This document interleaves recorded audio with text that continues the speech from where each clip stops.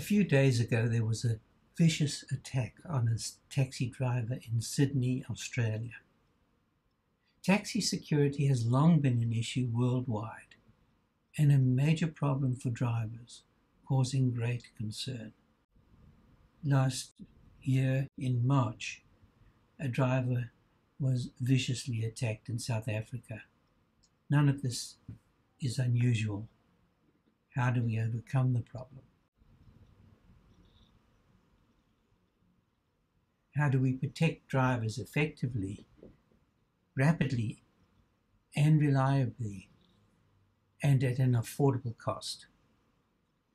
Individual drivers, as well as those working for taxi companies, work long hours, often late at night, alone, and often can't afford CCTVs in their cabs or other systems, many of which aren't very effective or reliable. Cell phones are not very reliable in the case of emergencies because of potential dropouts. Whenever they are required, they need to be connected instantly. In an emergency situation, reliability is king. In a panic, especially when attackers realize that the cabbie is trying to call for assistance, the driver calling for help on his mobile phone or cell phone often simply fails because he's too stressed to dial the correct numbers, or because the attackers will prevent the calls from being placed. Drivers are generally not trained to handle panic or emergency situations of this kind. They have to rely both on technology and their abilities to react quickly and accurately. And here's the solution that we've brought to Australia and other countries. It's based on the next generation 911 emergency call communications, known as Beam 911, and it's cloud-based. It talks to and communicates with any variety of devices and is very rich in its abilities to communicate and to integrate these all into one simple interface.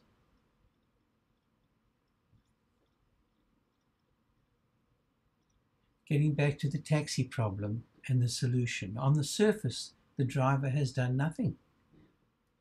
But with our system, she will have triggered an alarm through a simple movement such as scratching her arm or touching her sleeve. With a taxi security system, the device is neither seen nor known by others to have been triggered. By the driver simply touching, scratching, or impacting the device, the following happens. Responders receive the driver's SOS on their cell phones or iPads, internet, and other devices instantly. They see exactly where the problem is, they track the vehicle in real time, and ascertain the nature of the problem all at the same time.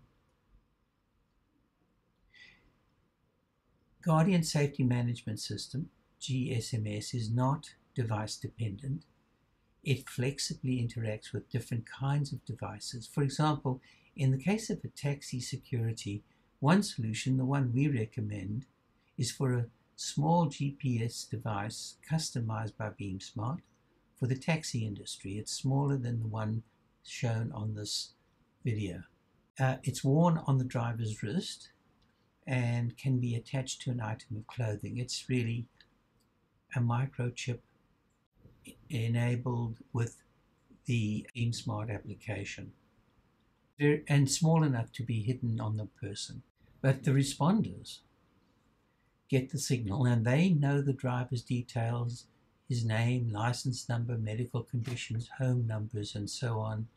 They even know the nature of the problem, and they will see where the taxi is.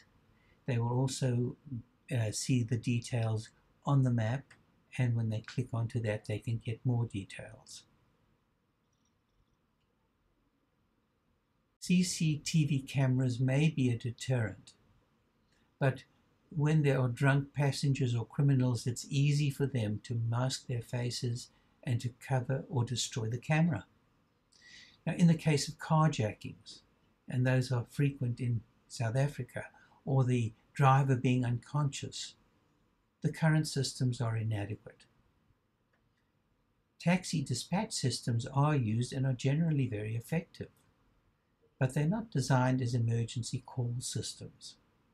Guardian Safety Management System has launched this cloud-based emergency 911 system in Australia in conjunction with beamsmart.com, which consists of a family of cloud-based communication applications. GSMS is not device dependent, but flexibly interacts with different kinds of devices.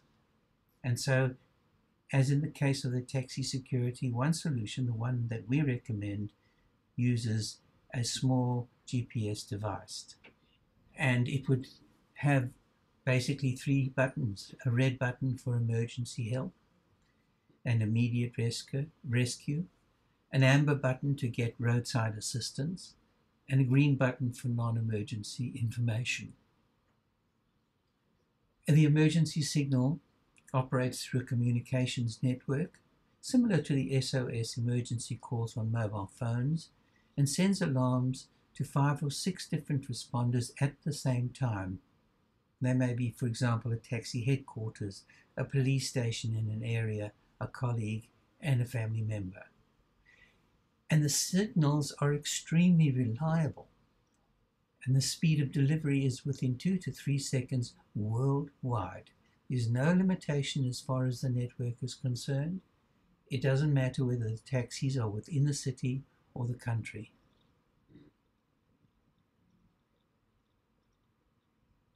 Responders will see, here's a nighttime shot, details not only of the taxi, but the other people involved in the rescue and coordination.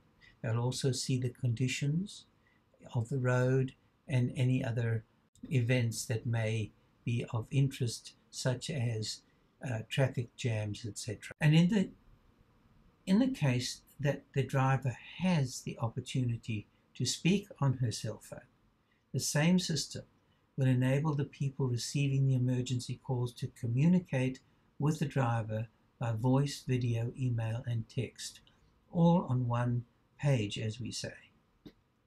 And here is another shot of what could be seen on any mobile phone. There are 2 screens. There can be more than one person at a time talking and communicating. A breadcrumb shows the tracking of the vehicle and, of course, the details as described. GSMS is in operation at the University of Maryland for campus security. There's a student and staff body of about 15,000 people, and they're very happy with that. Was introduced last year. And in the graphic you can see how a student can initiate a call. This would go to various responders who would be able to coordinate the responses. GSMS has been widely